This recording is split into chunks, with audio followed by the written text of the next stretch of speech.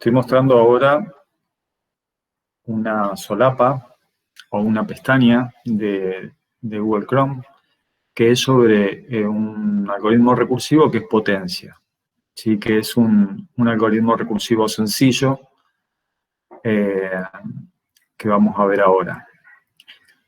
La idea es que el tema de algoritmos recursivos, al igual que funciones recursivas, ustedes vieron el tema teóricamente en la otra materia, en la materia de teoría de computación.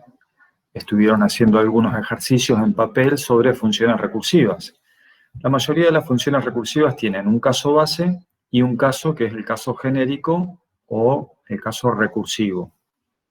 En un caso que decimos que es genérico o recursivo, la función recursiva se llama a sí misma. Es decir, hay una autorreferencialidad de la propia función. La función resuelve un problema invocándose a sí misma. Hay varios ejercicios que nosotros vamos a ver que se pueden pensar en forma recursiva. Ana construyó un trabajo práctico para la práctica en la cual tienen varios ejercicios que hay que resolver, pero podemos pensar muchos ejercicios o problemas para resolverlos en forma recursiva. Por ejemplo, potencia, por ejemplo, factorial, por ejemplo, multiplicación, ¿sí? Y hay otros algoritmos que son algoritmos de ordenamiento de vectores que también permiten recursividad, como los algoritmos de ordenación rápida, quicksort, el de ordenación por mezcla, merge sort, y el de ordenación por montículos, heapsort. Y también hay un algoritmo de búsqueda, que vamos a ver la semana que viene posiblemente, que es el algoritmo de búsqueda binaria. Búsqueda binaria es un algoritmo que busca en un arreglo un elemento, busca el elemento, si lo encuentra retorna la posición, y si no lo encuentra retorna -1. Es un algoritmo de búsqueda. Ese algoritmo de búsqueda recibe un arreglo que es un arreglo ordenado. Es un algoritmo que siempre tiene como precondición actuar sobre un algoritmo, sobre un arreglo ordenado.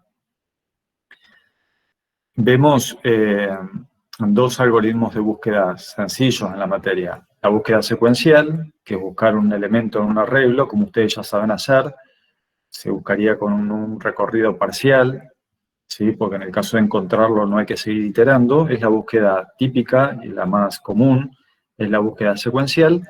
La otra búsqueda es la búsqueda binaria, la que yo les digo, que es un arreglo ordenado y tiene una forma específica de buscar un elemento dentro de un arreglo en el cual cada uno de sus elementos está ordenado de menor a mayor o de mayor a menor. Esos son los dos algoritmos de búsqueda secuencial y búsqueda binaria. Después están los algoritmos de ordenación, que son inserción, selección, burbuja, burbuja mejorado, que esos son los algoritmos que vamos a ver la semana que viene, que van a tener que implementar e incluso los van a tener que entregar en el trabajo práctico número 2. Y los últimos tres son algoritmos subcuadráticos, que son el de quicksort, merge sort y heapsort. Estos tres últimos trabajan con recursión. Por eso es muy importante este tema de recursión, de entenderlo bien. Fundamentalmente, entender la traza, ¿sí? Por ejemplo, podemos pensar, como dice el segundo video, que la potencia de un número, que es m elevado a la n, ¿sí? Donde m es la base y n es el exponente, se puede pensar en forma recursiva como la multiplicación de m por m elevado a la n-1, ¿sí? Entonces, m elevado a la n es igual a m multiplicado por m elevado a la n-1. Ese es el caso genérico.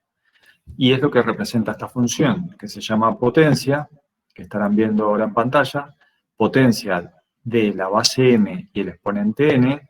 Si n es distinto de 0, vamos por la cláusula else, y el resultado se calcula como m multiplicado por potencia de n, n-1. ¿Sí?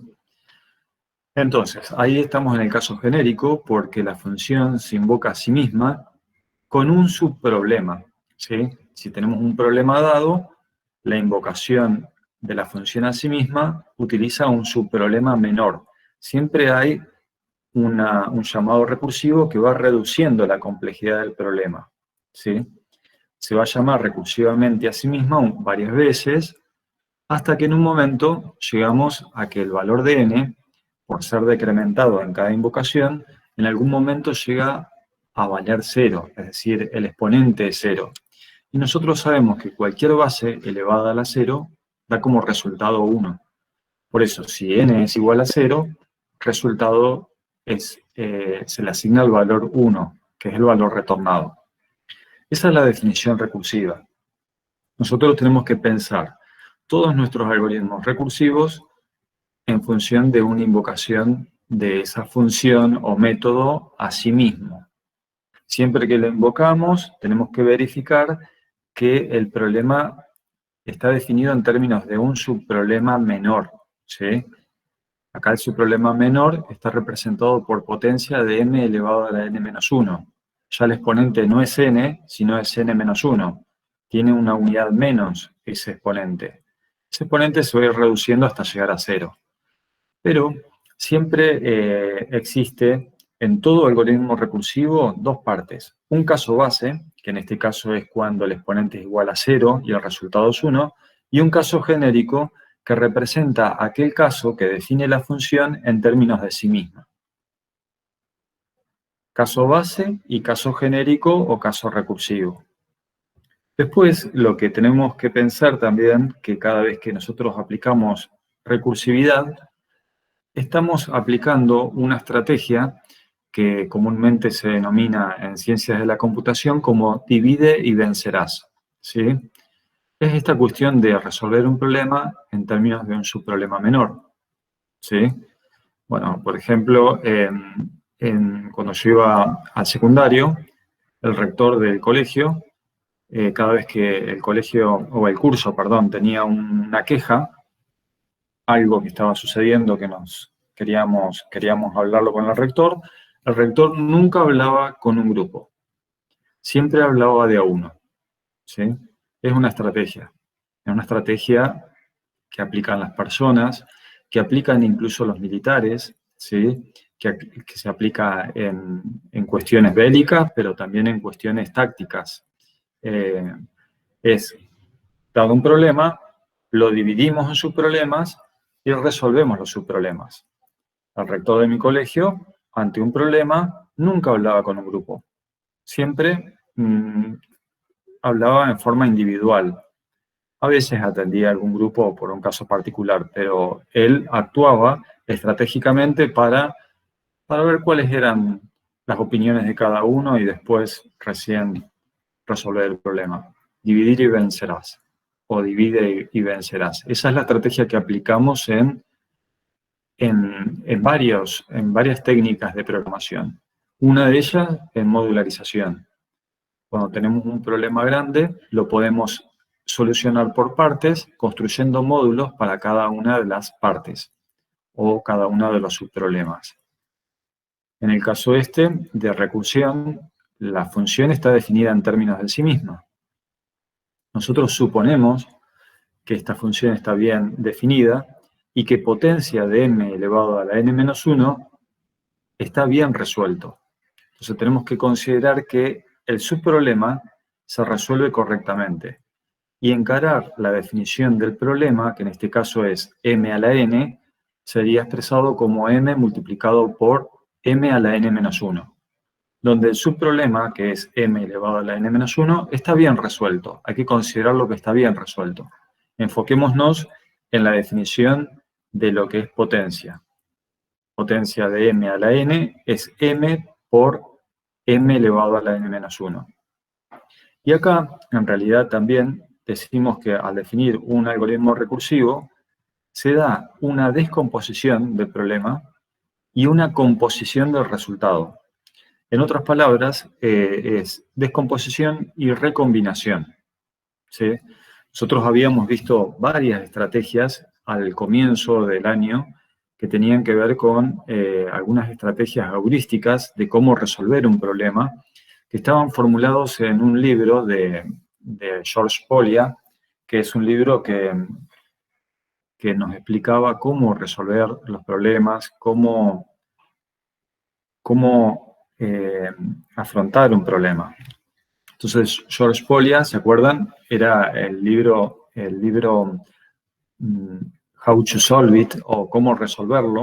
Es un libro que se aplica para la resolución de cualquier tipo de problema. Es un libro genérico que habla de cómo resolver problemas y que enuncia problemas de matemática, de física, pero que también se ha utilizado en muchas disciplinas. De hecho, hubo un premio Nobel de física que habló sobre ese libro. Nosotros no vemos todo lo que implica ese libro, pero sí estuvimos viendo varias estrategias heurísticas como esta. Descomponer y recombinar, ¿sí? Porque el problema se define en términos de una descomposición, de un subproblema menor. Pero ese subproblema menor después hay que recombinarlo para obtener la solución general. Entonces, la descomposición se ve en pantalla acá, en el caso específico de potencia de m elevado a la n-1. Y la recombinación es cómo producimos el resultado general, que es la multiplicación de m por ese subproblema. Entonces, hay que recombinar cada una de las partes para producir una solución general. Y al mismo tiempo hay que descomponer un problema en términos de un subproblema. Entonces, esas dos acciones de descomposición y recombinación, de alguna forma también se ven graficadas en lo que es la traza de un algoritmo recursivo, ¿sí? Y lo que decimos de la traza es que es una traza ligeramente distinta a las trazas que estamos acostumbrados. ¿Por qué? Porque todos los algoritmos que vimos anteriormente son algoritmos que aplican, que están resueltos con una estrategia que es un método iterativo, es decir, se resuelven con alguna estructura repetitiva como mientras, o un para, o un repetir hasta. Es una solución iterativa porque utiliza estructuras repetitivas y calcula un resultado en función de una repetición, de un ciclo de repeticiones. Hasta el tema anterior a recursividad, todas nuestras soluciones eran soluciones iterativas, en el sentido de que utilizaban estructuras repetitivas por lo general. Ahora estamos proporcionando una nueva herramienta que es la recursión, que nos permite construir algoritmos que admiten una solución recursiva. Tenemos que comprender también que hay algunos problemas que no se pueden resolver con recursividad. Hay algunos problemas que no. Entonces solamente vamos a poder resolver aquellos problemas que son inherentemente recursivos o que admiten una solución recursiva. Entonces, cuando pensamos en un algoritmo iterativo con estructuras repetitivas, las tablas que construíamos tenían columnas, ¿sí? Y cada método o módulo que nosotros ejecutábamos, lo simulábamos en términos de la traza de ejecución con una tabla. Si este módulo llama a otro módulo, cuando es invocado ese otro módulo, construimos otra tabla que representa la ejecución de ese módulo. Las tablas nos permiten verificar si los módulos, los algoritmos que nosotros construimos, están bien definidos. Nos permiten suministrarle valores y probar con esos valores, simulando la ejecución de cada una de las instrucciones, para ver cuáles son los valores que admiten las distintas variables, los parámetros y los valores retornados, y poder verificar que los algoritmos que construimos están correctamente diseñados y especificados. Esta traza es muy importante hacerla. De hecho, siempre solemos pedir trazas en los parciales, ¿sí? Y si no, bueno, es una responsabilidad también de ustedes hacerla. El año que viene van a tener una materia que es estructura de datos y algoritmos, y ahí también van a tener que hacer trazas respecto de recursión. Entonces me puse en contacto con Gabriela Aranda, que es la profesora de estructura de datos y algoritmos, y dije, bueno, vamos a hablar y vamos a hacer las trazas tal cual las piden también en estructuras. Y nos pusimos de acuerdo en hacer la traza que es la más representativa. Y esa traza, en el caso de la recursión, se construye con una pila, ¿sí? La pila tiene niveles, que son los niveles que vemos ahí como si fueran escaleras, ¿sí? Que en realidad esas pilas, esta pila es una única pila que representa la pila de ejecución de los llamados recursivos, almacena información del contexto del algoritmo que se está ejecutando o del método Java que se va a ejecutar. Ese contexto representa el valor que tienen los parámetros, las variables del método y el valor retornado. Se necesita almacenar el contexto de información de la ejecución de un algoritmo porque ese algoritmo no se termina de resolver. Se está ejecutando y en un momento se llama a sí mismo. Entonces se vuelve a ejecutar otra versión del programa con otro parámetro, con otros valores para las variables de ese programa, y este a su vez vuelve a llamar a otro. Entonces se desencadenan un montón de llamados recursivos y, como ustedes podrán ver en pantalla, el primer llamado recursivo, que nosotros vamos a hacer una traza con 5 y con 3, es decir, 5 elevado al cubo, no obtiene el valor resultante, porque lo está computando y dice, bueno, como n es distinto de 0, al resultado le voy a asignar 5 por potencia de 5 al cuadrado, hace que se llame a 5 al cuadrado, pero no sabemos cuál es el resultado de 5 al cuadrado. Se empieza a ejecutar otra versión del programa con los valores n igual a 5 y n igual a 2. Y como n es igual a 2 y es distinto de 0, 5 al cuadrado se calcula como 5 por potencia de 5 a la 1. 5 a la 1 es una nueva invocación, se vuelve a apilar el contexto de un nuevo llamado, 5 a la 1, que se calcula como 5 por potencia de 5 a la 0. Eso hace que se vuelva a invocar por cuarta vez este algoritmo y en la pila mayor, en la pila de la ejecución de 5 a la 0, como n es igual a 0, el resultado es igual a 1, que es el valor retornado, es 1. 1 es el valor retornado de la invocación de 5 a la 0. Entonces, fíjense en pantalla, acá a ver si... Ustedes ven mi mouse, ¿no? ¿Ven el mouse o no? Sí, No. ¿Se ve? Sí. Bueno, lo están viendo. El mouse está por acá, es una liñita, lo que pasa es que no tiene flechita, tiene una apariencia distinta. Pero acá invocamos a 5 a la 0. Entonces, este valor retornado de la ejecución de 5 a la 0, que es 1, es el valor retornado en la invocación de 5 a la 0. Entonces acá, 5 por 1 va a retornar 5. Pero cuando retornamos el valor de 1, recién ahí el llamado de 5 a la 0, la ejecución de ese llamado, se desapila, ¿sí? Se desapila de la pila de ejecución, desaparece. Porque una vez que nosotros ejecutamos un algoritmo y nos devuelve el resultado, toda esa información que se almacenó en memoria para calcular un resultado, no es necesario ya, porque ya tenemos el valor resultante, entonces ese valor desaparece en memoria.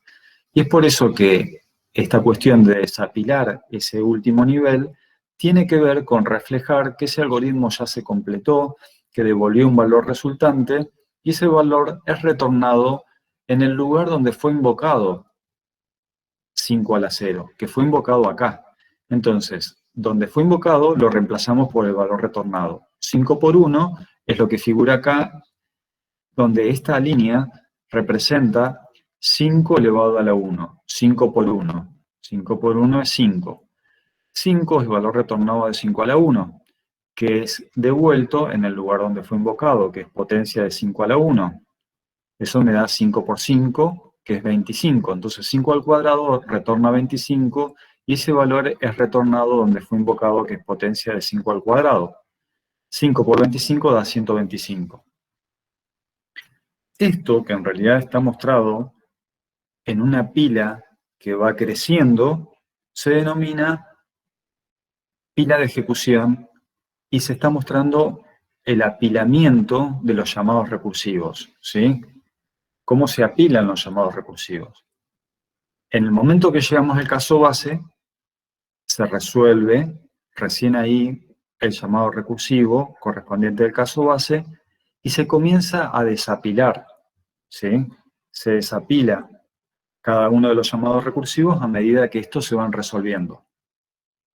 Cuando se resolvió 5 a la 0, después se puede resolver 5 a la 1, después 5 a la 2, después 5 a la 3.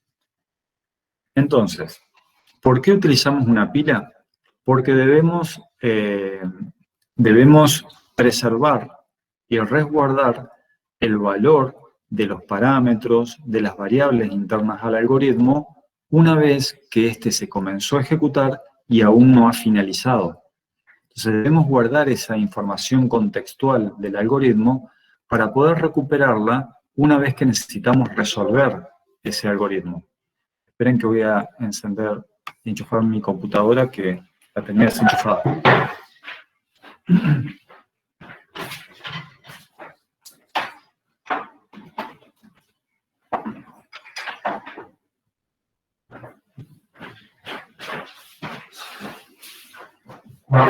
Bueno.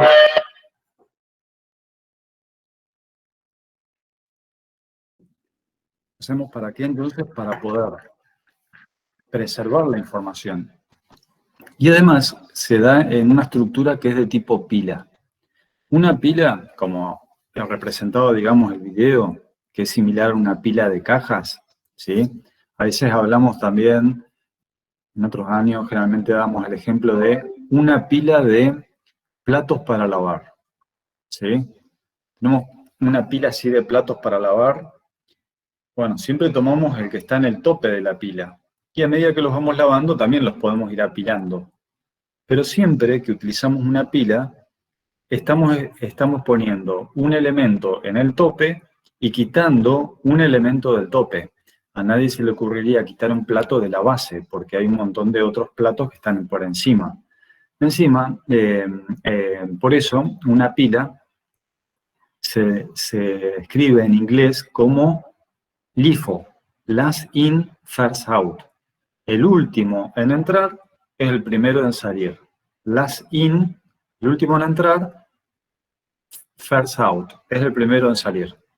Es una estructura muy comúnmente utilizada y que en la materia de Gabriela, de estructura de datos y algoritmos, ustedes van a poder representarla a esta estructura de datos, utilizando ciertas estructuras que les van a permitir a ustedes construir pilas o colas o árboles u otras estructuras muy utilizadas e interesantes en ciencias de la computación.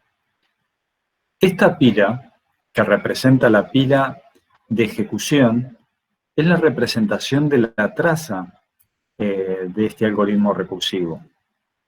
Es una simulación de lo que ocurre en memoria cuando se ejecuta este algoritmo recursivo. Ustedes lo que van a hacer es pensar un problema en términos de una función recursiva que tienen que definir. Lo van a especificar en Java como este trozo de código. Y tienen que saber cómo se resuelve esa función recursiva. La resolución es en función de una pila de ejecución.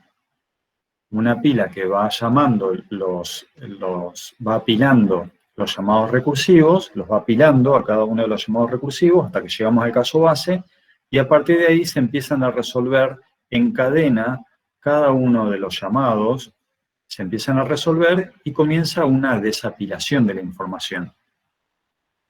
Y lo más interesante, digamos, del video también, es que muestra con una animación cómo se da esta situación. Pero luego, cuando ustedes hagan el parcial, vayan al final y vayan a estructuras, no van a poder tener una animación. no van a poder hacer la animación. Entonces, ¿qué hacemos? Lo que vamos a mostrar es la pila de ejecución en cada una de sus etapas, tal cual está mostrado ahora en pantalla. Fíjense que para mostrar la traza de 5 elevado al cubo, la solución es mostrar la pila de ejecución en 7 instantáneas o capturas de lo que es la ejecución de ese programa. Primero mostramos cómo está la pila de ejecución en el primer llamado, que es 5 al cubo. Luego mostramos el estado de que 5 al cubo llamó a 5 al cuadrado. Luego 5 a la 1, luego 5 a la 0. Luego desapilado 5 a la 0. Luego desapilado 5 a la 1. Luego desapilado 5 a la 2. Y finalmente cómo se resuelve la invocación original, que es 5 al cubo. Esta es la forma en la cual ustedes van a mostrar la traza de un algoritmo recursivo, que a diferencia de las trazas anteriores, que se leían de arriba hacia abajo, ahora tenemos que interpretar estas trazas en forma de cómo se apilan y se desapilan. Y lo van a tener que hacer con cuidado, ¿sí? Incluso pueden marcar con una flechita, si lo desean, el valor retornado, a qué lugar se retorna. Por ejemplo, podríamos poner una flechita entre el 1, que el valor retornado se retorna a potencia de 5 a la 0. Entonces, una flechita entre el 1 y potencia de 5 a la 0 también lo pueden agregar. Es una forma metodológica de representar la traza de ejecución de un algoritmo recursivo.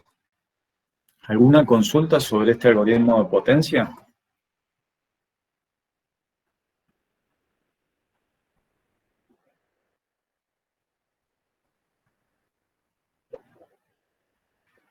¿Ninguna consulta? Bueno, Profe, yo tengo una consulta, pero es sobre cuando hace el retorno. sí. A ver, ¿cuál es? Entonces se itera, entre comillas, ¿no? Se itera la recursión y termina devolviendo el 5 por 25. O sea, es como que va haciendo de izquierda a derecha y baja abajo a la izquierda, ¿no? En cada etapa de la recursión. No sé si me expliqué bien. Por En ejemplo, el ejemplo que vos 5 a la tenés ahí. 0. Claro, 5 a la eso 0. se multiplica por 5, el 1, El ¿no? 1 es el valor retornado de 5 a la 0. Ujú, Entonces, potencia de 5 a la 0 se reemplaza por 1.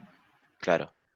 Después en la siguiente hace 5 por 1, que es 5, y baja el 5 después, es el resultado de potencia de 5 a la 1. Exactamente, que lo escribimos Entonces, acá. está bien. Y Después después, bueno, el 25. resultado es 125 y ese se le asigna el resultado. Claro, 125 es el llamado, es el resultado de haber invocado a 5 al cubo. En el programa principal podemos tener un main que, que define una variable x como 5, una variable y como 3, y le asigna una variable z potencia de x, y. Y eso hace que llamemos a este algoritmo de potencia con 5 al cubo. Claro, gracias. ¿Sí? Este potencia de 5 al cubo es llamado desde otro algoritmo. Bueno, entonces, esto mismo que vos acabas de decir refleja el valor retornado. ¿A dónde lo vamos a reemplazar? Podemos hacer una flechita, si quieren. Entre el 1 hacemos una flechita que marque hasta potencia de 5 a la 0, desde 5 a potencia de 5 a la 1, desde 25 a potencia de 5 a la 2. Es decir, ¿a dónde es retornado ese valor? Lo pueden poner o no, porque en realidad, como ya dice valor retornado, sabemos que ese valor retornado es retornado donde fue llamado. Eso a gusto de ustedes, si ponen la flechita o no, no es necesario. Bien, a diferencia del algoritmo recursivo de factorial, factorial tenía un solo argumento. Este ejemplo es un algoritmo recursivo que tiene dos argumentos, en este caso m y n, la base y el exponente. El siguiente ejemplo muestra un ejemplo de cómo sumar los dígitos de un número, ¿sí? Esto también está en el video. Vamos a repasarlo muy brevemente, que la idea, digamos, de este algoritmo es que la suma de los dígitos de un número es igual a sumar el último dígito del número más la suma del resto del número, ¿sí? La suma de los dígitos del resto del número. Por ejemplo, sumar los dígitos de 4172 es lo mismo que sumar el último número 2 con la suma de dígitos de 417, es decir, todo el número menos el último. Todo el número menos el último se puede representar como n dividido 10. N dividido 10 es la división entera. Y el último dígito es n módulo 10. Entonces, para definir recursivamente la suma de los dígitos de un número, es igual a la suma del último número con la suma de los dígitos de todo el número menos el último. Y el caso base es cuando queremos sumar los dígitos de un número que solamente está compuesto por un dígito, ¿sí? Si el número n es menor que 10, está compuesto por un dígito. Estamos considerando solamente los números enteros positivos unidos al 0. Porque dice que la precondición es que n sea mayor que 0. ¿Qué significa que un módulo tiene una precondición? Que vamos a llamar al módulo con un parámetro que respete esa precondición. Es decir, antes de llamar a sumdig, que representa la suma de dígitos, antes de llamarlo a ese módulo, vamos a verificar que el parámetro actual que le vamos a enviar sea un número entero mayor o igual a 0, para satisfacer la precondición que establece este algoritmo, ¿sí? Vamos a sumar los dígitos de un número siempre y cuando sean positivos, ¿sí? Bueno, entonces, si el número que nosotros le estamos enviando a este algoritmo es el número 0, o el número 1, 2, 3, así hasta el 9, ese número está compuesto por un dígito. Entonces la suma de los dígitos es igual al mismo número. Eso es lo que dice el caso base. Si n es menor estricto que 9, eso significa que el número es desde 0 a 9, son 10 dígitos, del 0 al 9. En el caso de que sean cualquiera de estos 10 dígitos, el resultado es el mismo número, es decir, el dígito que representa. Pero si n no es menor estricto que 10, eso significa que el número al menos está compuesto por 2 dígitos, bueno, vamos a calcular la suma de dígitos como el último dígito sumado los dígitos del resto del número. Eso es lo que hace este algoritmo. ¿Cuál es el desafío?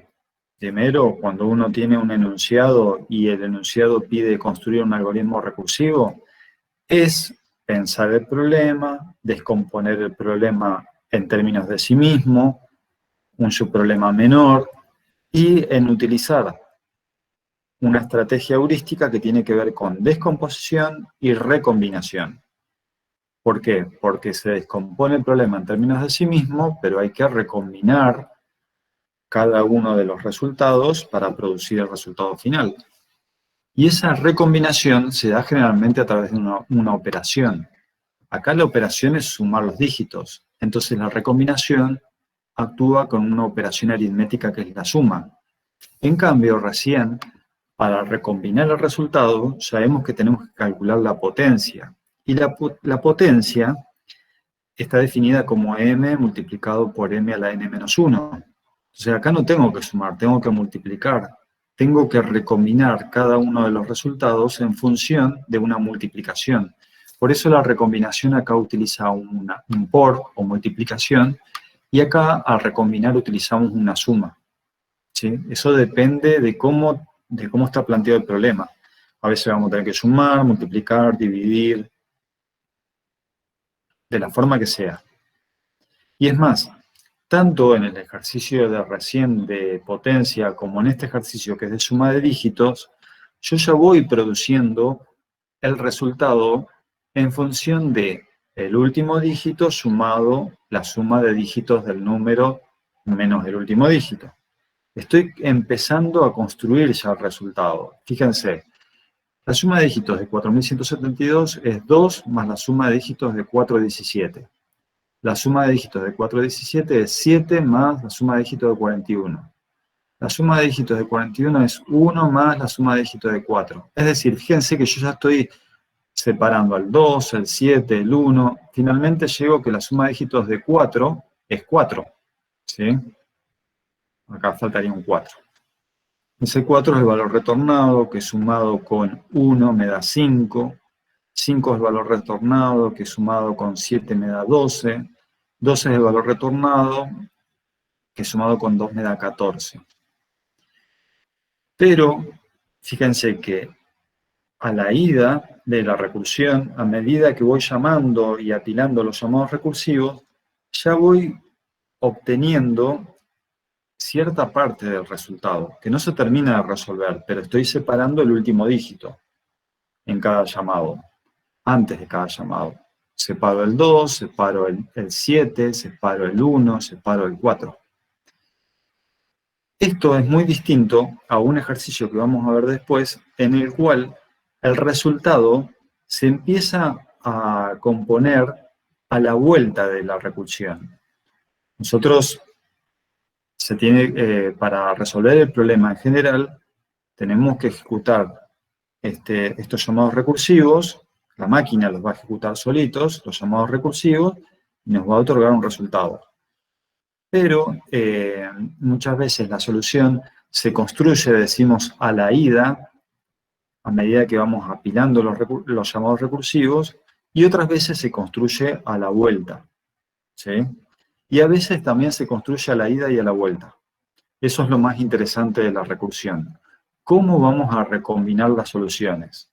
¿Vamos a empezar a recombinar las soluciones a la ida, al momento de apilar, o al momento de desapilar? ¿O en ambos recorridos? Eso es lo que tenemos que pensar. Bueno, y este es el caso. Fíjense. Este es el caso de invertir una cadena, ¿sí? Quizás vieron alguna otra solución en la práctica. Pero esta cadena invertida, a ver, voy a minimizarlo un poquitito. Ahí está, así se ve mejor porque me comí un pedazo de la pantalla. Este método es un método recursivo que se llama INCAD, que invierte una cadena de caracteres, es decir, que si la cadena es caso, nos tendría que devolver OSAC, ¿sí? Es la cadena invertida. Entonces, para eso dice que la inversión de una cadena, cuando la longitud es menor que 1, es la propia cadena, porque tiene longitud 1, la cadena A o la cadena E, ¿sí?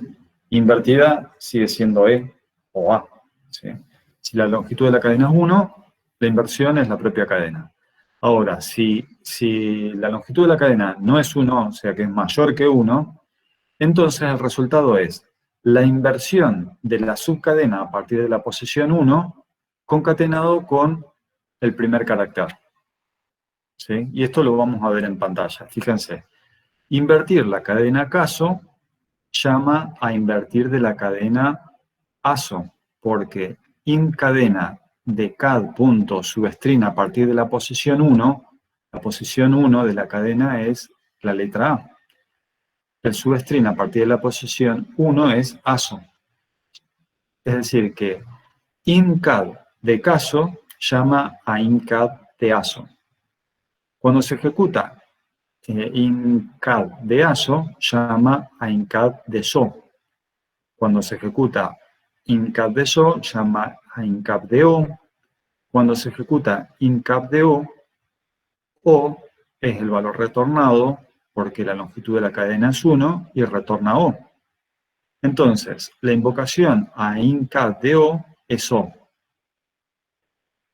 Resultado se construye como incap de el substring concatenado con el carácter en la posición 0. El carácter acá en la posición 0 es la S, es decir, que O se va a concatenar con S, que es lo que se hace acá. Retornando, el llamado de incap de SO retorna OS. OS es el valor retornado en la invocación de incap de SO, ¿sí? Que se concatena con el carácter en la posición 0, que es la A. Eso retorna incap de SO es OS. OS más A. OSA. OSA es el valor retornado por INCAD de ASO, que se reemplaza acá. Concatenado con el carácter en la posición 0, que es E, me retorna OSAC. Fíjense que este ejercicio está produciendo un resultado a la vuelta de la recursión. Está recombinando y produciendo el resultado a la vuelta de la recursión. Primero llama recursivamente. Y después, a medida que se resuelven esos llamados, después le concatena el carácter en la posición 0. Es decir, que empezamos a combinar el resultado a la vuelta de la recursión. A diferencia de los ejercicios como recién, que empezamos a recombinar o a construir el resultado antes de invocarlo. ¿Sí? Ya empezábamos a sumarle el último dígito antes de hacer el llamado recursivo. Este lo construye a la vuelta y permite invertirlo a la vuelta. Es más, si nosotros pusiéramos cad.charat0 antes del llamado recursivo, no lograríamos la cadena invertida, sino que produciríamos la misma cadena que estamos tratando o procesando. Esa es la diferencia que muestra, este está en el ejercicio 4 del segundo video de recursión, que ustedes lo pueden seguir paso a paso para darse cuenta, porque ahí está la animación, pero muestra una variante que está enumerado como un ejercicio 5. ¿Sí?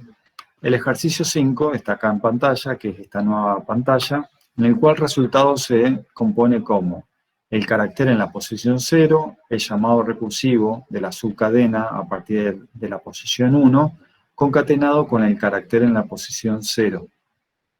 Esto permite que uno pueda producir, dado una cadena caso, podemos dar como resultado caso concatenado con la inversión de caso que es OSAC. El resultado final es caso OSAC. Y lo interesante de este ejercicio es que vamos componiendo ese resultado tanto en el momento de apilar los llamados recursivos como al desapilar. Se da como una estructura de alguna forma, como si fuera una pirámide, ¿sí? Esta forma en la cual, si vemos la forma de apilar y desapilar, pareciera una pirámide. En un momento vamos apilando, como si fueran cajas de una pila, y después las desapilamos. Todo esta traza o estas representaciones de la pila de ejecución es lo que nosotros simulamos de lo que sucede en la memoria de la computadora. Y tenemos que saber cómo la computadora resuelve el problema para entender que nuestras definiciones recursivas van a estar bien resueltas. ¿Sí? Tenemos que poder razonar acerca de la recursividad y la pila de ejecución se representa de esta forma y nos permite realizar trazas para verificar si los programas que estamos construyendo son los correctos. ¿Alguna pregunta de este ejemplo de invertir cadena?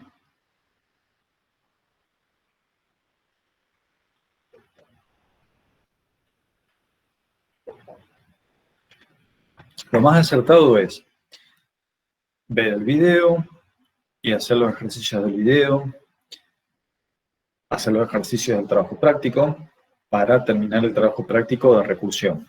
¿Sí? Es un tema que es importante que lo entiendan bien. ¿Sí? En este caso, tanto en inversión de cadena como en potencia, como ahora vamos a ver también otro ejercicio, que es un ejercicio de arreglos, tienen una única invocación recursiva. Pero hay algunos algoritmos que tienen más de una invocación recursiva. Por ejemplo, la serie de Fibonacci tiene 2 invocaciones recursivas. Entonces, al igual que en todos los temas que hemos visto, siempre es conveniente resolver problemas sencillos, que esa es la propuesta del trabajo práctico, e ir incrementando en complejidad para luego ver recursión doble. Es decir, que un algoritmo se define en términos de invocarse a sí mismo 2 veces, no una sola vez como todos estos casos. Ese es un caso que tiene un nivel de complejidad un poquitito más alto. Hay un juego que pueden descargar también en su celular, que se llama Torres de Hanoi, ¿sí? Torres de Hanoi es un juego que pueden descargar y jugar, ¿sí? Que es muy interesante porque en realidad, a ver, bueno, no lo voy a buscar ahora, pero descárguenlo y jueguen. Traten de resolver ese ejercicio. Son tres digamos, torres, 3 pilares, digamos, donde se pueden poner, no recuerdo ahora el nombre, son como unas bases, ¿sí? Unos discos son. Sí, discos son. Son discos que tienen distinto tamaño. ¿Anillos no son? Uno es mayor, otro tiene un tamaño intermedio y otro es más pequeño. Entonces, la torre de Hanoi tiene que mover esos 3 discos que están apilados de mayor a menor. Hay que mover esos discos a una última pila, ¿sí? A una última torre, ¿sí? Son 3 torres. Hay que mover esos 3 discos que están apilados en la primera torre, hay que moverlos a la última torre. Pero hay ciertas restricciones en el juego, que es, nunca se puede poner un disco sobre otro, y el que ponemos encima siempre tiene que ser un disco menor que el disco que está abajo. No podemos poner un disco chico y arriba ponerle un disco grande. Y siempre se pueden mover los discos de a uno, nunca se pueden mover todos juntos a otra torre. Esa es una restricción, mover los discos de a uno, no poner un disco mayor sobre otro más pequeño, ¿sí? Y siempre el desafío es llevar todos los discos de una torre a la última torre, utilizando la torre intermedia como una torre auxiliar. La idea es que ustedes puedan resolverlo primero jugando, primero prueban con 2 discos, después con 3, después con 4, después con 5, y bueno, cuando más discos son, más complejo resulta resolverlo. Pero siempre hay una estrategia para este juego. Y de hecho, este algoritmo, este juego, que es el de Torres de Hanoi, se puede resolver en forma recursiva, con recursión doble. Que bueno, le vamos a dar el ejercicio también para que lo lean, para que lo puedan ver, la resolución. Pero siempre les decimos primero, descarguen la aplicación, jueguen con el juego, dense cuenta de que estamos hablando de cuáles son las restricciones del juego para después entender la resolución recursiva de este juego que es de Torres de Hanoi. Bueno, y el último ejercicio, que es un ejercicio sencillito, en realidad lo que trata de ejemplificar es cómo sumar los elementos de un arreglo. Nosotros sabemos sumarlo, utilizamos una estructura repetitiva con un iterador que va desde la posición 0 hasta longitud -1, y sumamos los elementos de un arreglo utilizando una variable acumuladora. Tan simple, es muy simple, en forma iterativa. Bueno, la invitación ahora en este algoritmo recursivo es a pensar la suma de los elementos de un arreglo en forma recursiva. Y la definición dice que si la posición que estamos considerando es la posición 0, bueno, entonces el resultado es el arreglo, el elemento en la posición 0, que eso es B sub 0. En cambio, si la posición que estamos considerando no es 0, ¿sí? Bueno, entonces es la posición que estamos considerando sumado el arreglo en una posición menor. Nosotros vamos a llamar a este algoritmo recursivo sumar arreglo con un arreglo completo y con la última posición del arreglo, es decir, longitud -1. Y los llamados recursivos van a permitir que recorramos cada uno de los elementos del arreglo desde la última posición, es decir, longitud -1, hasta la posición 0. ¿sí? Eso va a hacer que el resultado, en la primera invocación, cuando sumamos con el arreglo completo y la posición longitud menos 1, se sume el elemento que está en la última posición con sumar arreglo de el mismo arreglo, pero ahora a partir de la posición n-2 sería, ¿sí? Porque la última posición es n-1, ahora sería n-2. Y después será n-3. Así hasta llegar a la primera posición en el cual este algoritmo recursivo retorna b sub 0. Para ver esto, recordemos que tenemos el arreglo completo y una posición. Cada vez que nosotros enviamos un parámetro a un algoritmo y le estamos enviando el arreglo completo, tienen que recordar que estamos haciendo un pasaje de parámetro por referencia. Estamos pasando la referencia del arreglo, ¿sí? Y acá está la traza, ¿sí? Estamos llamando con un arreglo donde el arreglo es 9346, ¿sí? B es el arreglo completo. ¿Eso qué significa? Que esto, el parámetro formal B, tiene un puntero o representa una dirección de memoria que apunta a donde está almacenado el arreglo. Acá arriba, quizás no se ve, pero dice 9346, es el arreglo. Este es un puntero o la referencia al arreglo. El valor con el cual vamos a llamar a sumar arreglo de este arreglo es el valor del parámetro, del segundo parámetro actual, es la longitud del arreglo menos 1. La longitud del arreglo es 4 menos 1 es 3. Es decir, que lo estamos llamando con el arreglo y el valor 3. Como n no es igual a 0, el resultado se calcula como el valor del arreglo en la posición 3, que es decir, el valor 6, sumado con sumar arreglo del arreglo y ahora una posición menos. Si lo llamamos con 3, ahora la posición es 2. Sumar del arreglo y la posición 2, también le pasamos la referencia al arreglo, la posición n es 2, se calcula como 4 sumado a suma arreglo, el arreglo y la posición 1. ¿Sí? 4 es el elemento que está en el arreglo en la posición 2. Sumar del arreglo y la posición 1 es el elemento que está en la posición 1, que es 3, sumado la suma del arreglo con la posición 0. En la posición 0 tenemos el elemento 9, que es el valor retornado. Luego 9 se retorna al llamado suma arreglo de d,0, es decir, 9 más 3 es 12. 12 después se suma con 4, eso es 16, 16 se suma con 6 y el valor retornado es 22, acá. ¿Por qué hacemos estas flechitas? Bueno, estas flechitas en realidad representan las referencias. Esas referencias apuntan al mismo vector, a eso se refiere. Es decir, el vector está en otro lugar de memoria y esas referencias son direcciones que apuntan al vector.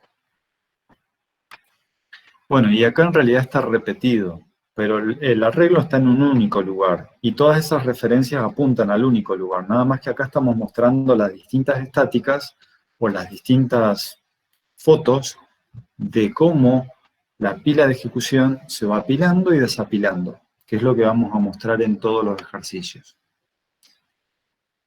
Lo que les recomendamos entonces es que hagan los ejercicios del trabajo práctico y que construyan las trazas, ¿sí? Que traten de entenderlo bien. Hay un apunte de recursividad que está publicado en PEDCO, que pueden leer, ahí tienen otros ejercicios, ¿sí? Hay otras trazas que no están representadas con pilas, sino que están representadas con tablas. Pueden leerlas, pero la forma que nosotros vamos a tomar, tanto en el parcial como en el final, es esta. Vamos a pedirles que la traza la muestren con las distintas fotos de cómo se van apilando los llamados recursivos y desapilando. Y para eso, bueno, están los videos y estos archivos que les acabo de mostrar acá, que se los voy a colgar también en Pedco, así ustedes lo tienen, ¿sí? Lo tienen como ejemplo. El desafío entonces está en resolver los trabajos del práctico y la semana que viene ya empezamos con métodos de ordenamiento, ¿sí? Vemos los 6 métodos de ordenamiento, 3 de ellos cuadráticos y 3 subcuadráticos, y ya finalizamos prácticamente la materia. Prácticamente lo que queda de la materia son métodos para ordenar un arreglo o para buscar un elemento en un arreglo. Pero como núcleo de lo que es la materia de desarrollo de algoritmos, este es un tema fundamental, ¿sí? Así como fue un tema fundamental el tema de arreglos, ¿sí? Pero más importante aún el tema de tipo de dato abstracto.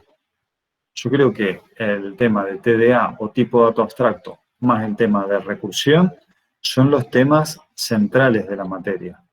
Porque después los algoritmos de ordenamiento y de búsqueda son algoritmos y conceptos que en realidad uno los aprende hoy en día, entiende cuál es la diferencia entre algoritmos cuadráticos respecto de los subcuadráticos, respecto del tiempo de ejecución, pero no es tan central como el tema de tipo dato abstracto o el tema de cómo resolver un problema utilizando recursión.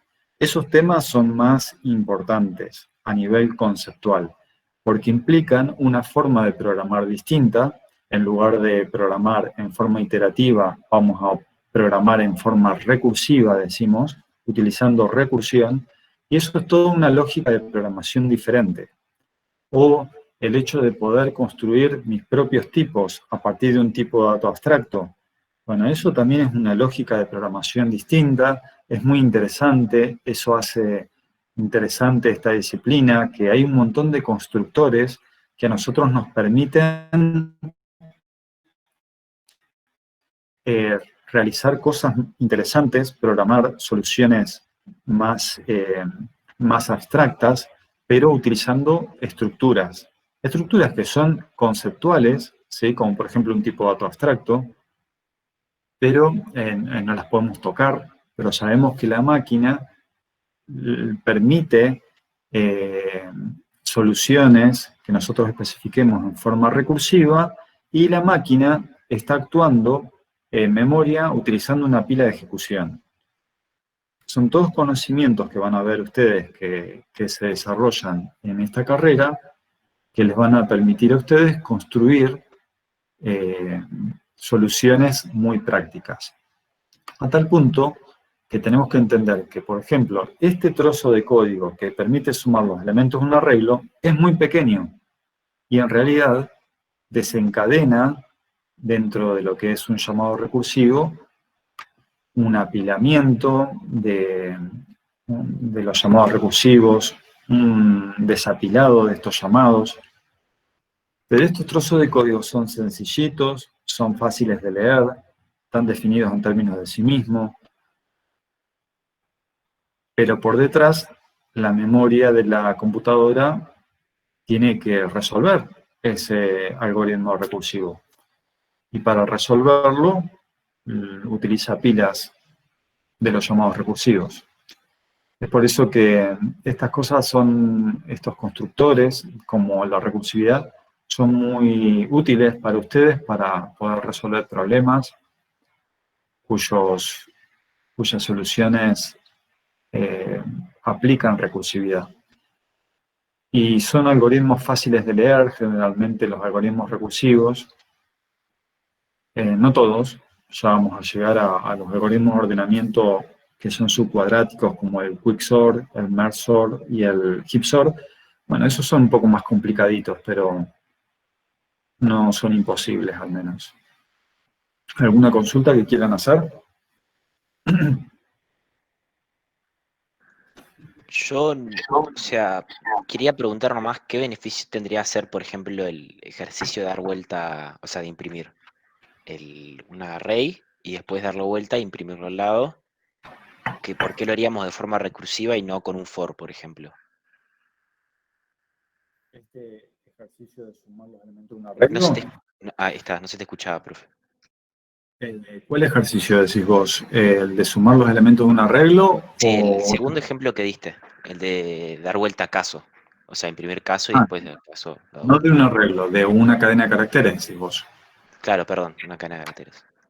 Claro, a ver, en realidad ustedes tienen que saber hacerlos de las dos formas, ya sea iterativa, con una estructura repetitiva, o recursiva. Lo tienen que poder resolver de las dos formas. Ahora, ¿para qué utilizarías este ejemplo de concatenar y obtener una cadena y su inversa? O sea, no hay una finalidad específica.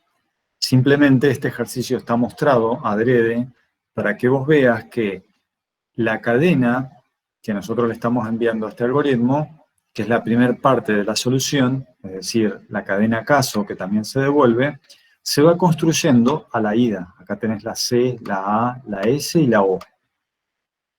Hasta que llegamos, cuando llegamos al caso base, ya tenemos la cadena inicial. Y al momento de desapilar, tenemos la cadena invertida. Es simplemente para ver un ejercicio en el cual la solución puede ser, eh, puede utilizar una recombinación en la ida y en la vuelta de la recursión, o en otros términos, al apilar y al desapilar. Está bien, gracias.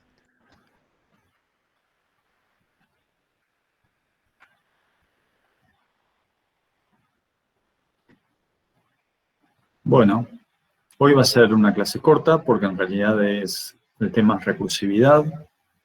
Solamente vamos a dar esto. Me interesaría que avancen en el trabajo práctico de recursión para mañana, creo que jueves, creo que mañana hay otro trabajo práctico de recursividad. ¿Sí? Creo que mañana lo va a publicar Ana, si es que todavía no lo publicó. Son dos prácticos. El primer práctico era de ejercicios sencillos y el próximo es un poco más de mayor complejidad. Pero hay que ejercitarse, practiquen hacer traza y eso es lo más importante de este tema. Si alguno quiere avanzar en próximos temas, bueno, hay unos videos que vamos a utilizar la semana que viene, que son los videos de inserción y selección y burbuja. Esos videos creo que algunos ya lo ha visto, si no puede entrar al canal también que yo tengo y buscarlos. Y bueno, si los quiere ir programando ya estos métodos, bárbaro, porque en realidad son métodos que van a tener que implementar sí o sí, que van a tener que entregar en el trabajo práctico, en la continuación del trabajo práctico. Bueno, si no tienen más consultas, vamos a dejar acá. Profe, Sí. un compañero pregunta en el chat si el viernes hay un cuestionario. Sí, el viernes hay un cuestionario. No se escuchó, profe. Es decir, que hay un cuestionario el viernes. Profe, Sí. a mí me cuesta, digamos, hacer el paso inductivo cuando en la recursión se tienen en cuenta, digamos, como dos cosas. Por ejemplo, como ingresar un número y fijarse si cada número es par o impar. No sabría cómo, digamos, hacer las dos cosas al mismo tiempo, ir separando los números y ir haciendo si es par o impar. ¿Cómo dice el problema? No, claro, o sea, el problema no es del TP, pero digamos es parecido. En realidad a mí me cuesta el 6. ¿Y qué dice el 6? Porque yo no tengo el 6. Dice diseñar e implementar un módulo recursivo que lea una secuencia de dígitos, uno en cada vuelta recursiva, y cuente cuántos múltiplos de 3 hasta que se ingrese el valor 0. ¿Cuántos son múltiplos de 3? Crear un elemento en cada ejecución del llamado recursivo y contar cuántos son múltiplos de 3. Sí, Bueno, entonces vas a tener que sumar de alguna forma el resultado de la ejecución actual más el llamado recursivo. Vas a tener que sumar. En la recombinación vas a tener que sumar. Acá se concatena en este ejercicio. Bueno, en el caso tuyo vas a tener que sumar. Sumar el resultado del número de la ejecución actual sumado al llamado recursivo. ¿Sí? Y en el caso de leer un número en la ejecución actual, cuando leas el número vas a tener que verificar si es múltiplo de 3, te dice el problema. sí. Bueno, vas a tener que chequear si el número es múltiplo de 3, le sumas 1, pero si no es múltiplo de 3, no le sumas nada. ¿Eso se hacen, digamos, en conjunto con el algoritmo o solo en el módulo? Lo que tienes que hacer es un mismo módulo, el módulo lee un número y verifica si el número es múltiplo de 3, entonces el resultado es 1 más la invocación al mismo módulo, la invocación a sí misma. Y si no es múltiplo de 3, es la invocación a sí misma, simplemente. No le sumás 1. Sumás 1 en el caso de que el número leído sea múltiplo de 3. Claro. Ok, ahí lo reviso. Mañana lo pueden consultar en la práctica. Es decir, traten primero de resolverlo, como te estoy diciendo, y lo llamás. ¿Tiene parámetros esa función recursiva?